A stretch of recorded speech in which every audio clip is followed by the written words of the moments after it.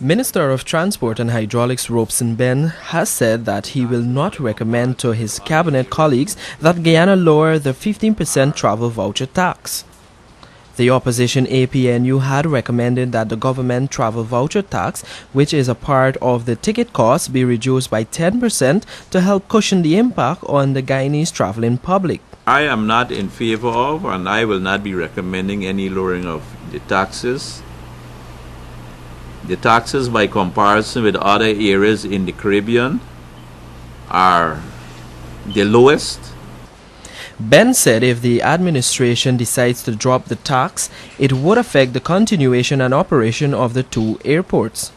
And that the money we take in taxes relates ultimately in going into the big pot called the Consolidated Fund, relates to issues to supporting travel in Guyana. The removal of taxes would appear issues of facility maintenance and the continuation of the operations of our airport facilities, both at Chedijagan International and at Ogo. Caribbean Airlines and Liat are the only carriers with flights leaving in and out of Guyana. Director General of Guyana Civil Aviation Authority Zulfikar Mohammed said Fly Jamaica has completed most of its documentation last week for operating the New York and Canada routes out of Georgetown.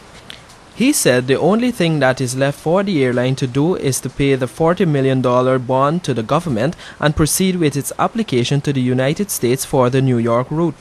Once they apply, the supporting documentation from the Ministry of Foreign Affairs in the form of the designation or diplomatic note will be there to support them.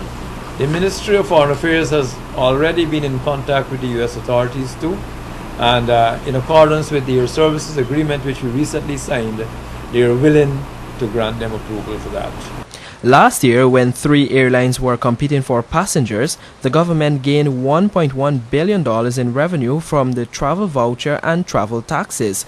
All these are government charges, and the revenue goes to the state rather than the airline.